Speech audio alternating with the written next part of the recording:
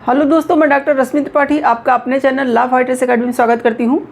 दोस्तों, आज के सेशन में जो मैं केस लेके आई हूं वो सुप्रीम कोर्ट का लेटेस्ट केस है। अभी कल का ही केस है और जो आज के जो जिस मुद्दे पे मैं आपसे बात करने वाली हूं वो मुद्दा है बाल विवाह का। तो आज के सेशन में हम लोग सुप्रीम कोर्ट का एक बहुत ही महत्वपूर्ण जजमेंट जानेंगे जो कि बाल विवाह को लेकर के अपना अहम फैसला दिया और कुछ दिशा निर्देश भी बताए। तो आज के सेशन के माध्यम से हम लोग यह जानेंगे कि यह जो बाल विवाह की जो बातें जो है कोर्ट ने किया वो क्या बातें की, क्या अपना अहम फैसला दिया और क्या दिशा निर्देश जारी किए और कैसे यह मुद्दा जो है कोर्ट के पास पहुंचता है। तो चलिए हम लोग अपना सेशन स्टार्ट करते हैं और सारी बातों को विस्तार से जानते हैं। जैसा कि जो आज के सेशन में मैं आपको बताने जा रही हूँ वो बहुत ही महत्वपूर्ण मुद्दा है, वो है बाल विवाह का मुद्दा। एक एनजीओ के द्वारा सुप्रीम कोर्ट में याचिका डाली गई थी कि जो बाल विवाह निषेध अधिनियम बनाया गया है उसका सही से पालन नहीं किया जा रहा है, इससे बाल विवाह बढ़ता चला जा रहा है। तो इसी याचिका पे कोर्ट सुनवाई कर रही थी और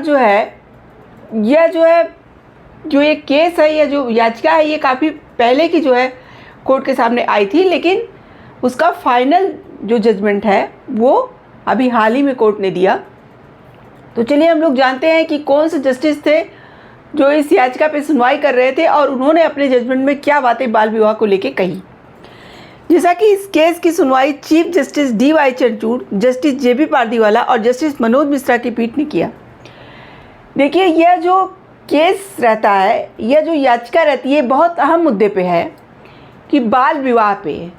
तो जब 3 जजों की खंडपीठ इस केस की सुनवाई कर रही थी, तो चलिए हम लोग जानते हैं कि उन्होंने अपने जजमेंट में क्या बातें कही। तो कोर्ट ने कहा कि बाल विवाह अधिनियम को किसी भी व्यक्तिगत कानून के तहत परंपराओं से बाधित नहीं किया जा सकता है। मतलब यहाँ पे कोर्ट ने जब इस याचिका को स्वीकार किया और जब जाना कि बाल विवाह मतलब इस देश में बढ़ता चला जा रहा है और यह जो अधिनियम है इसे रोकने का वो सही तरीके से काम नहीं कर पा रहा है, तो इस पे कोर्ट ने कहा कि बाल विवाह अधिनियम को किसी भी व्यक्तिगत कानून के तहत परंपराओं से बाधित नहीं किया जा सकता। मतलब जैसे कि कुछ पर्सनल लॉ ऐसे होते हैं जो है बताते हैं कि बाल विवाह को मतलब वो कहते हैं कि बाल विवाह मतलब हो सकता है। तो यहाँ पे कोर्ट ने कहा कि बाल विवाह अधिनियम जो बनाया गया है, यानी कि जो ये कहता है कि बाल विवाह करना जो है गलत बात है, तो इस अधिनियम को उन मतलब व्यक्तिगत कानून के ऊपर रखा जाएगा। मतलब कि चाहे जो भी पर्सनल लॉ हो उसके आगे यह जो बाल विवाह अधिनियम है वो उसके ऊपर ही रहेगा, यानी पर्सनल लॉ बाल विवाह अधिनियम पे हावी नहीं हो पाएगा। अब देखिए आगे कोर्ट ने क्या कहा। कोर्ट ने कहा कि बच्चों से संबंधित विवाह उनके जीवन साथी चुनने के अधिकार का उल्लंघन है। यहाँ पे कोर्ट ने एक मतलब उल्लंघन की बात भी बच्चों के बताई, मतलब बच्चों के राइट्स का उल्लंघन किया जा रहा है। कोर्ट का ये कहना था कि अगर हम बाल विवाह कर देते हैं तो बच्चे को अपने जीवन साथी चुनने का जो अधिकार है उससे हम उसे वंचित कर रहे हैं। कभी कभी क्या होता है कि माता पिता मतलब बच्चों के बचपने में ही सगाई वगैरह कर देते हैं और शादी तो एज होने के बाद ही करते हैं, यानी कि बालिग होने के बाद ही करते हैं, लेकिन सगाई वगैरह वो पहले ही कर दिया करते हैं। तो यहाँ पे भी कोर्ट ने कहा कि ऐसे मसलों में भी क्या होता है, भले आपने बाद में शादी सही समय पे किया, लेकिन यहाँ पे आपने पहले से उनका जो है सगाई वगैरह जो कर दिया था, उससे क्या हुआ कि बच्चों को अपना जीवन साथी चुनने का अधिकार यहाँ पे नहीं मिल पा रहा है। इस पर कोर्ट ने कहा कि मुख्य न्यायाधीश ने कहा कि दंड अभियोजन के बजाय निषेध और रोकथाम पर जोर दिया जाना चाहिए। जैसा कि कोर्ट का ये कहना था कि जो बाल विवाह अधिनियम है तो उसके लिए जो दंड और जो है अभियोजन की जो बात जो की जाती है उसको जो है अंतिम दौर में रखा जाए। सबसे पहले यहाँ पे क्या किया जाए, रोकथाम पर जोर दिया जाना चाहिए। उन्होंने कहा कि पहले इसको ऐसे उपाय करने चाहिए जिससे इसकी रोकथाम हो सके, और जो दंड वगैरह की बातें हैं वो तो आखिरी चरण है। पहले जो है इसको किस तरह से रोका जाए वो सब उपाय किए जाने चाहिए। तो कोर्ट ने कहा कि जागरूकता अभियान और वित्तीय सहायता जैसे उपायों पर ध्यान देना आवश्यक है। यहाँ पे कोर्ट ने कहा कि इसके लिए जो है समाज में जागरूकता अभियान चलाने की ज़रूरत है, लोगों को जागरूक करने की ज़रूरत है कि बाल विवाह करना एक अपराध क्यों है, क्यों नहीं करना चाहिए बाल विवाह, इससे जो है क्या क्या नुकसान है, लोगों को यह बात बताना चाहिए, जागरूक करना चाहिए। उसके साथ ही साथ कोर्ट ने कहा कि और वित्तीय सहायता जैसे उपायों पर भी ध्यान देना आवश्यक है।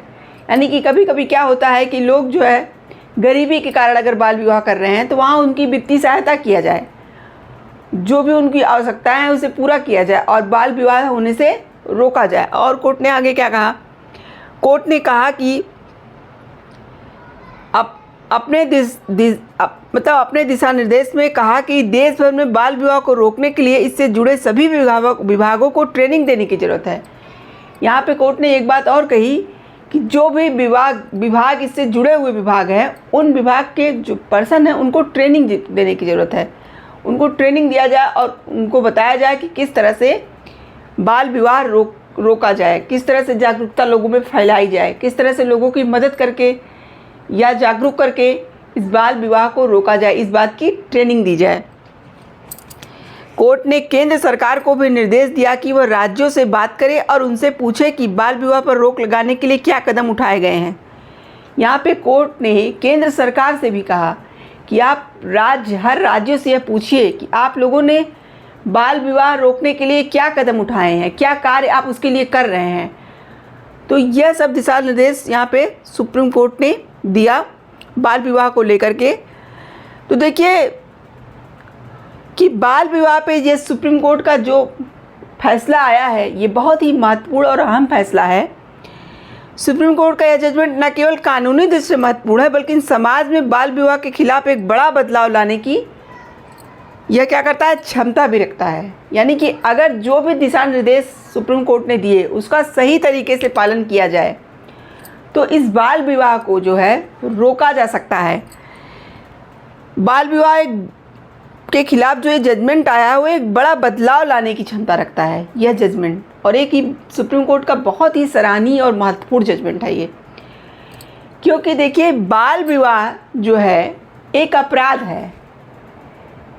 एक बच्चे को जिसको मालूम भी नहीं है कि विवाह क्या होता है, जिम्मेदारियां क्या होती हैं, कैसे हमें आगे अपना जीवन बिताना है एक दूसरे के साथ, जिस बच्चे को इन सब बातों का कुछ भी पता नहीं होता है, उनकी एज होती है सिर्फ पढ़ने की और हर चीज़ों को जानने की और आगे बढ़ने की, उस जो है समय में अगर बच्चों की शादी कर दी जाए तो यह तो उनके साथ बहुत ही गलत होगा और यह उनके मौलिक अधिकारों का उल्लंघन भी होगा। तो यहाँ पे कोर्ट ने यह सारी बातें बताते हुए जो है अपना जजमेंट दिया और कहा कि जो दंड देने का इसमें प्रावधान रखा गया है उसको सबसे पीछे रखा जाए, पहले सुधारात्मक पहलू की बात की जाए। यानी कि क्या क्या उपाय करके किसको रोका जा सकता है, दंड तो आखिरी पहलू होगा। तो ये था आज सुप्रीम कोर्ट का बाल विवाह को लेकर के पूरा जजमेंट। तो देखिए इस जजमेंट पे अगर सही तरीके से काम होता है जैसा दिशा निर्देश कोर्ट ने दिया है तो यह जजमेंट एक बहुत बड़ा बदलाव लाने की क्षमता रखता है। तो आशा करते हैं कि आज का सेशन आपको पसंद आया होगा। आप मेरे चैनल को लाइक कीजिए, सब्सक्राइब कीजिए, शेयर कीजिए और बेल आइकन को दबाइए, जिससे ऐसे ही नए नए जानकारियों केसों से मैं आपको अवगत कराती रहूं। तो थैंक यू वेरी मच।